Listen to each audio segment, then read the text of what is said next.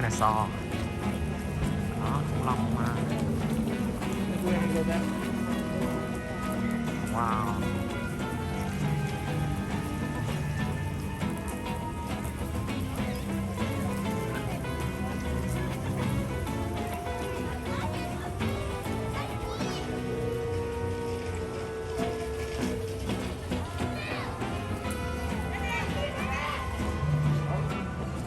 Em đây nè em.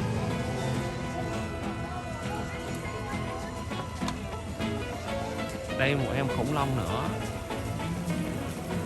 Wow, ghê quá. Chi. Wow, dinosaur ghê quá. Dinosaur ghê quá.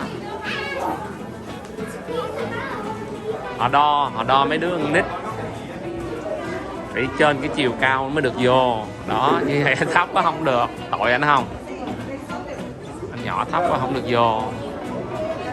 Đó, đâu được đâu. Xíu à. Anh lùn anh không được vô. Tội anh không? Anh bị đo. Nên lô Demi bị đứng ở ngoài. Đó, tội họ không được vô. Tội. Dinosaur. Thia nãy ẩm nó lớn quá, không ai thấy, đông quá không thấy, chứ đúng là Thia cũng không được vô đâu. Thia hên quá. Thia hên quá.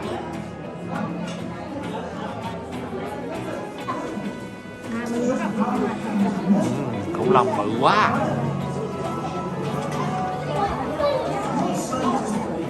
Đó, khủng long nữa. Slammed into the earth at 60,000 miles an hour. Created a blast greater than 10,000 hydrogen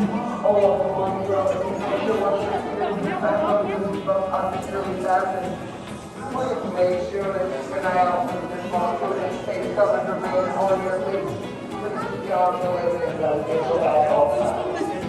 solving the mystery of the disappearing dinosaurs.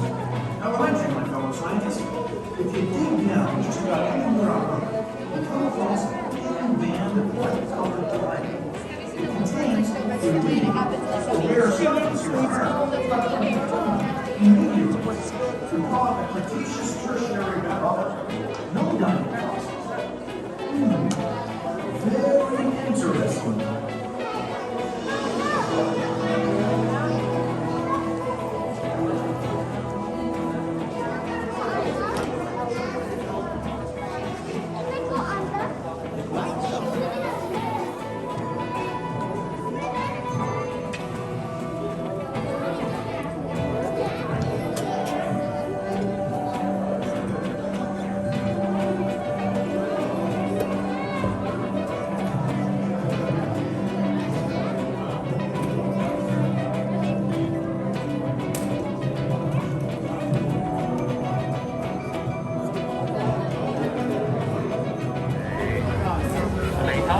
Giờ bây giờ không hạn.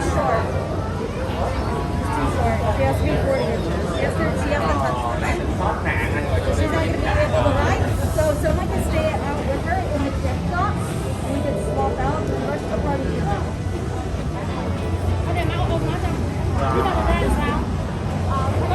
Time travel commencing in T-minus 10 seconds and counting. This is Seeker. Listen up. We've got to get in, grab the iguanodon, and get out before that asteroid hits. Let's roll!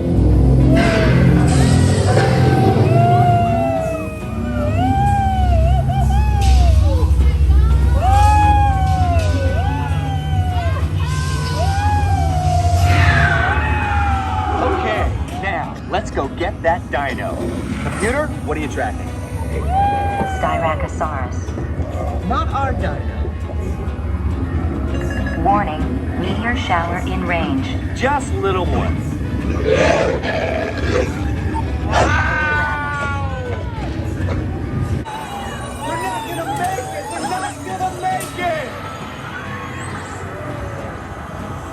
Mission accomplished. You made it! I knew you would, and guess who made it back with you? I better find him before security does. Cái bự luôn. Thù vai ta. Thù Demi quá. Khủng long tuyệt vời. Hi Demi. Hi Santa. Hi baby. Hi. Mình đây. Hi.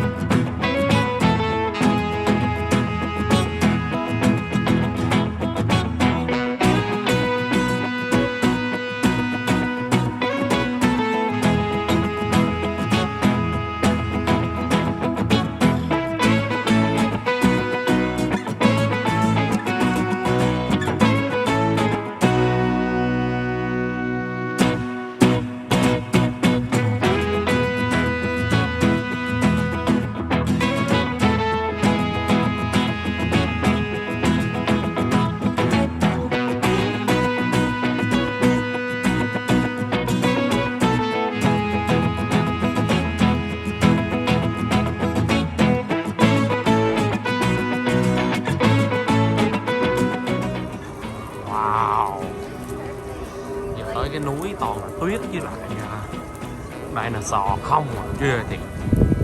Mình nhìn đừng sợ cho nó chi mấy đứa con nít. Cái đèn băng sông. Cái này nó khác cái kia. Hồi xưa bên Việt Nam mình là tí ở nhà tí có này nè. Sáng lắm nha. Trời. Đi qua museum đồ làm ghê ta, làm mình sợ nha. Đi cái ride thôi mà anh cho mình đi qua khung cảnh huyền bí đồ ghê thiệt.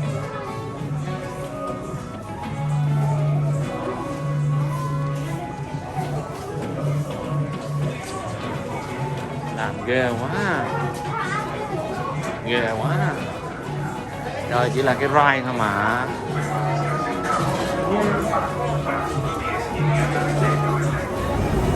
Wow, cái xe nó không đông không? Xe dài nha. Có mình tí ngồi mình tí à.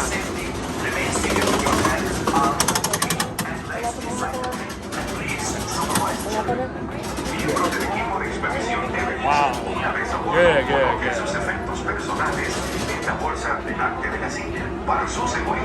Cho mấy đứa con nít đi chắc mình nghĩ sao rồi, thấy nó cao quá, rung quá, ghê quá. Lan đang rung, Lan đang rung. Lan đang rung rồi, bị dụ rồi. Ghê vậy. Oh, wow, wow, wow, wow, wow, wow. Wow, wow.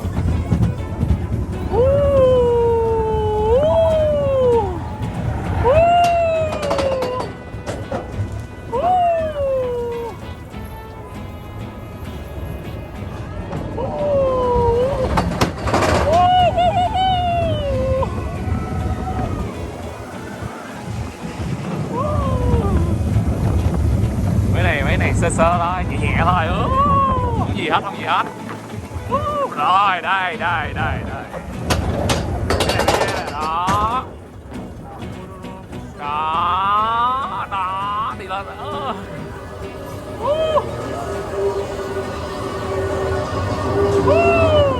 Đang rung. Trời, nhìn dưới kìa.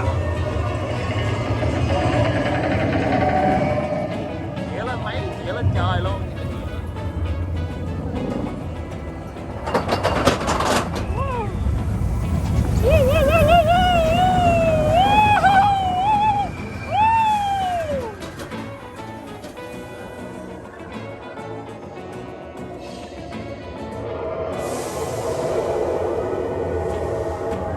Người ta dùng mấy cái lùi lại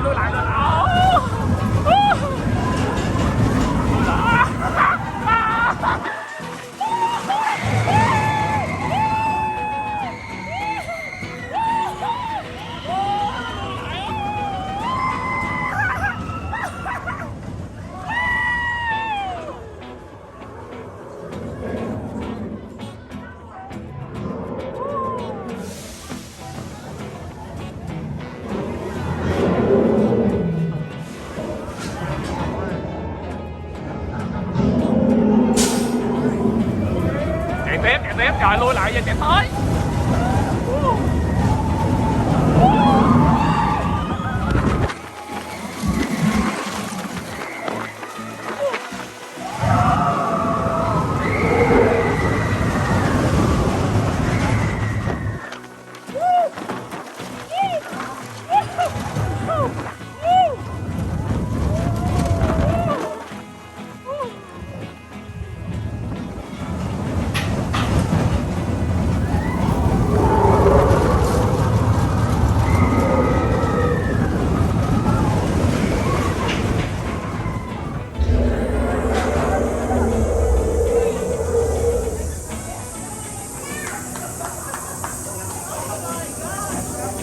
Hối hận, anh hối hận rồi đó.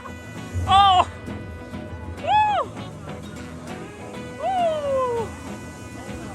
Trời ơi là nào ghê quá thôi. Trời ơi ông cò sợ quá trời nè, ông cò hối hận rồi nè. Trời ơi đi xong hối hận luôn á. Có chiếc xe để nó chừng Honda. Honda gì ta? Welcome. Vô chỗ. Ai đẹp ý.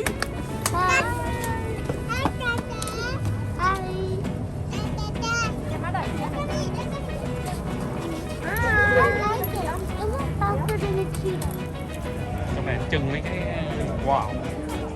Cái này cổ này cũ được không à? Chú Việt Nam mình hồi xưa rồi đúng không? Dạ. Việt Nam mình sẽ đặt lại đó rồi. Rất mấy là cảnh đẹp chứ mày không biết đây. Cái xe này mướn 30 đồng một ngày á. Mấy cậu đâu mấy cậu? Vậy anh Thành rớt anh hả?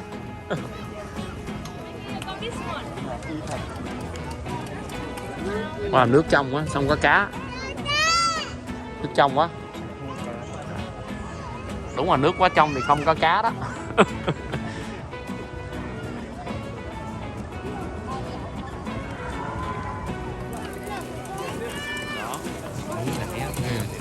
Thấy cái xe đi lên đi xuống xong ai ngờ đuôi. Trời ơi. Hi Demi.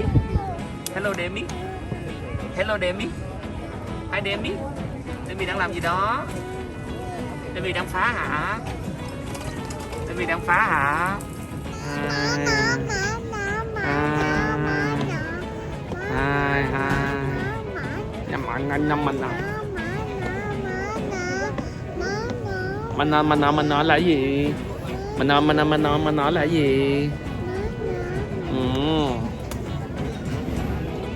Để miếng lúc anh đá đi. Để mày nhìn đá đi nè. Quay cô nè. Hello ý.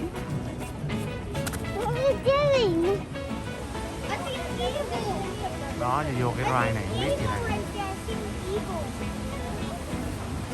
Đây ghê hả? Bự. Này chắc mấy chục người ôm.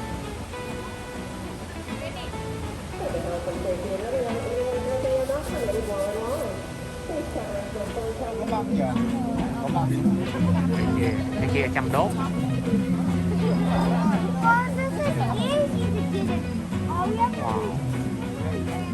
Wow, cao quá.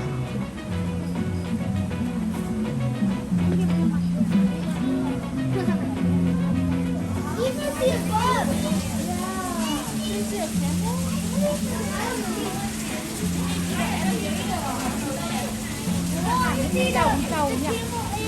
Đầu giả này. Đấy là nó chào quảng cáo.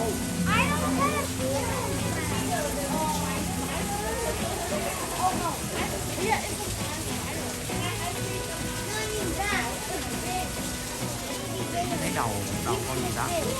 Nó chủ nó còn 36. Họ bác tí phải đeo cái kiến của họ vô trong chỗ này. Mình có cái kiến của họ. Tuy đi.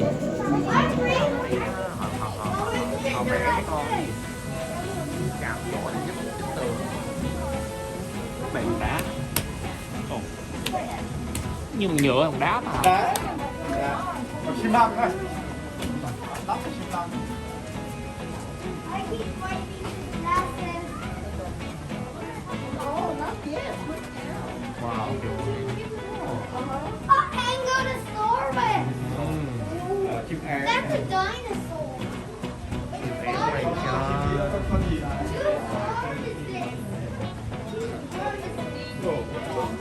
chỗ đẹp quá. Hello. Okay, can you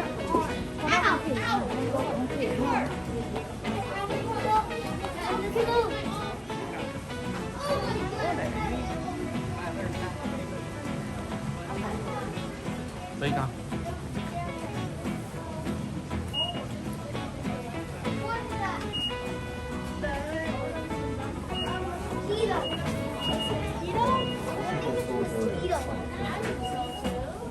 What does it mean? I don't know what it means that well. A spider.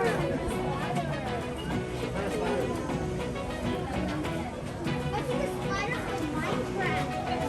Maybe a spider from Minecraft. Chạm chỗ quá dữ luôn. Hình ra hình con chim con cò đâu.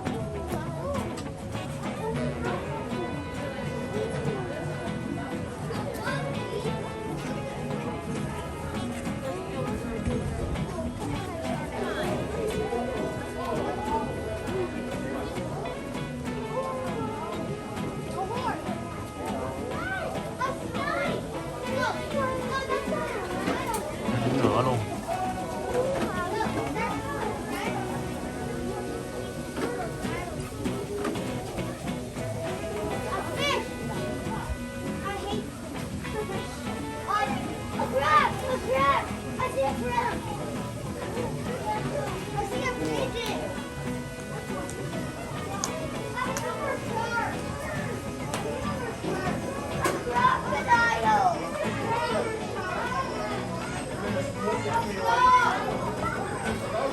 Chân con gì?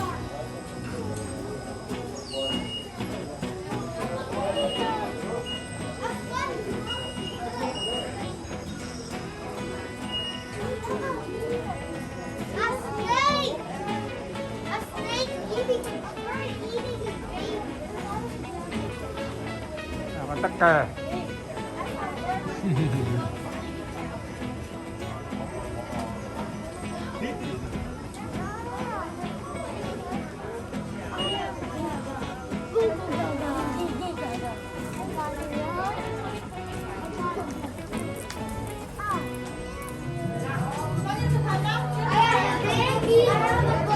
Chạm chỗ gì hết rồi.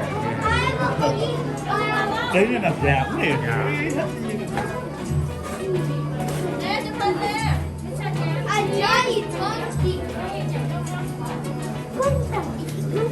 Thôi chị chụp hình đi con.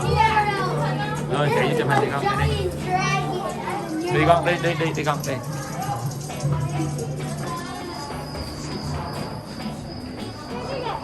Yeah. Chồng đeo kiếm vô nhìn đẹp.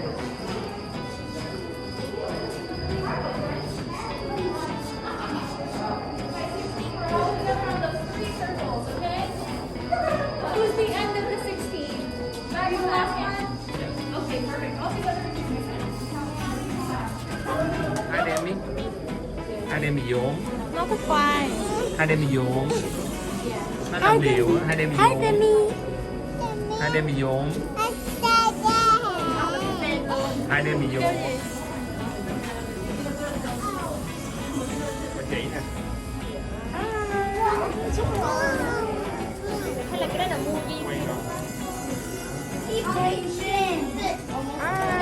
Hai đem đi. Ai đi? Đem bị dễ thương quá à. Đem bị mắt kiến dễ thương quá à. Further up you go, folks. More seats, the further up you go. Sorry, I'm trying to get you. Cái này có đặt chiếu phim.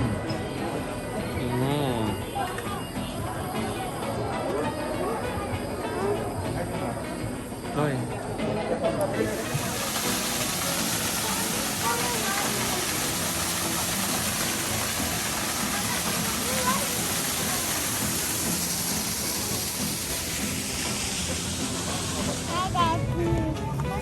Trời ơi, ách tành sao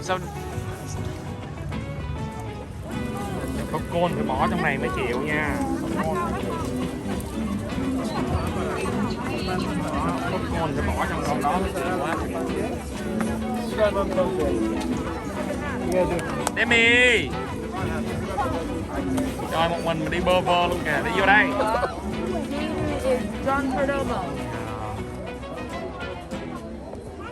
Cheetah, con này con gì anh tí không biết nha, nó ghi chữ luôn đó nha, chứ không có nói bậy nha. Đó, con này con gì ta?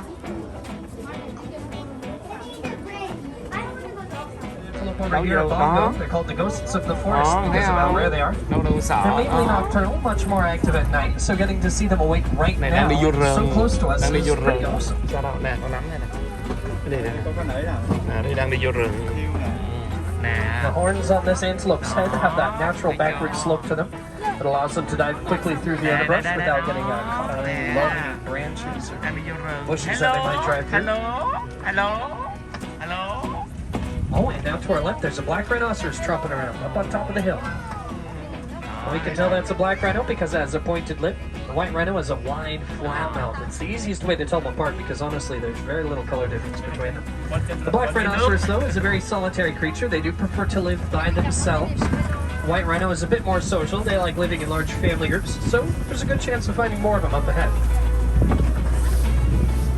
Some more bongo over here on our right-hand side up on top of the hill. And there's also my favorite bird, the saddle-billed stork, just behind the bushes there on the right. Black and white feathers, long orange bill. The saddle-billed stork is easily 5 feet tall. You can also tell that one there's a male because he has dark brown eyes. Females have bright yellow eyes. Especially hippos. Hippos can be a little tough to see, spending a lot of their day in the water. Oh, except for that one. Back to the right, you can see a hippo there eating some food. It's actually because of these hippos that the other animals can live here in the river. They'll eat lots of vegetation, and they'll return to the river and leave their droppings all over the place. This attracts bugs and fish, which are eaten by birds and other animals that just sleep here. There's a few hippos out to our left as well, walking around under the water. They're very graceful underwater. It's probably how they got the name hippopotamus. Hopefully not stuck about that. Now their jaws are massively powerful, but they're also incredibly gentle when they have to be. When Nile crocodiles' eggs are ready to hatch, they'll gently roll them around in their mouths for thousands of years by storing many thousands of gallons of water in that massive trunk. Also by remaining leafless most of the year. And here we are approaching the Serengeti grasslands. They stretch for hundreds of miles and are home to millions of animals that travel across these plains every year. Now, coming up on our right, we're getting to see the Martins mountain zebra. Now, the Martins mountain zebra is the most territorial zebra species. They enjoy hanging out with other animals as they migrate across the plains. Generally a very calm animal. They only really can grow from people friends. But thankfully, they get along pretty well with the other animals we're seeing out here, including the giraffe up ahead. They're not related and they don't like each other very much. So you usually don't see them at the same time. Wow. See, con thấy.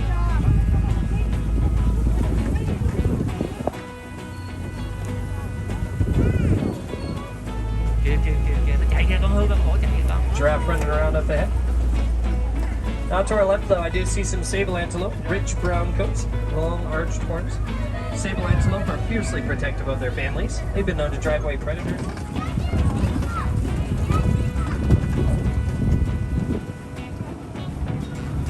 Now the Ankole cattle over here on the right, the red-brown cows with the huge horns. Wow. Ankole cattle are the only domesticated creatures on this earth. Hai chiếc lam bồ. All these other animals, Hai chiếc lam well, bồ we're đó used to seeing mà. them 3 still chiếc luôn. take. Wow, 3 chiếc lam bồ. The Ankole cattle have been raised by humans for Ba chiếc lam bồ centuries đó now. đi. They offer prosperity to the people that own them.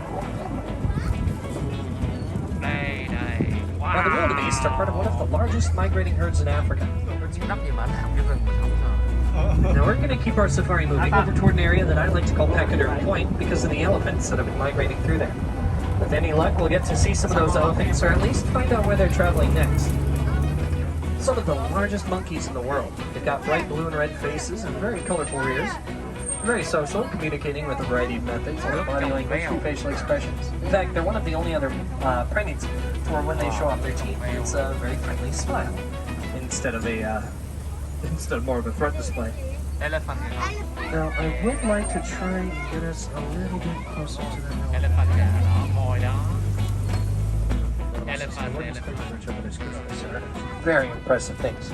There's over 30,000 muscles in a single one of their trunks. They're strong enough to snap bamboo in half, but delicate enough to pick up things like potato chips without breaking them. Also throw dirt, sand, and water. Nước luôn.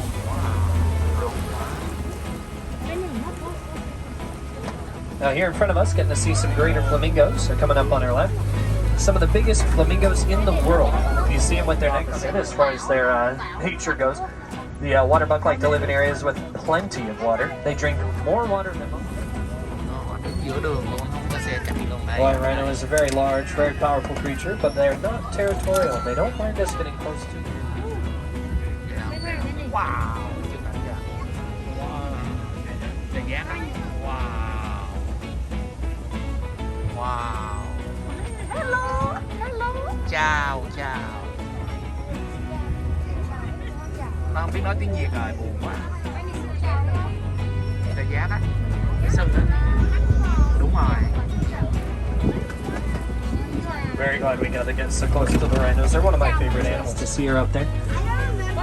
Now the male lions will have a big bushy mane. Females will not. Here on safaris before, but if you were here on the reserve a little over 8 or 9 years ago, you might remember we've had a very interesting history.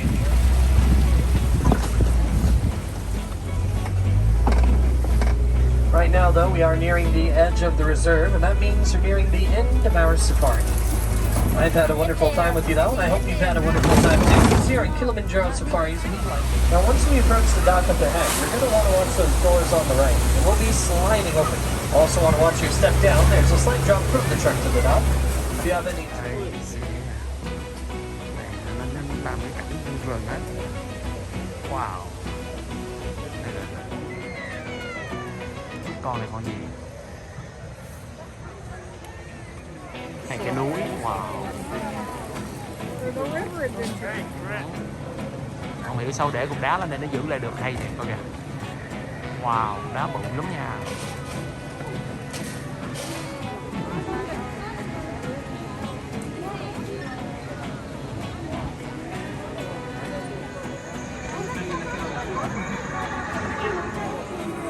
Thiên quá trời quá chuối.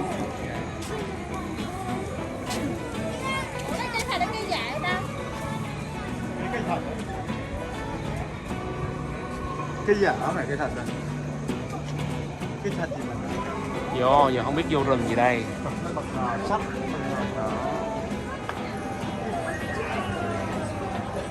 Cây này chắc mấy ngàn năm. Mấy ngàn năm à? Chưa thì mấy ngàn năm có.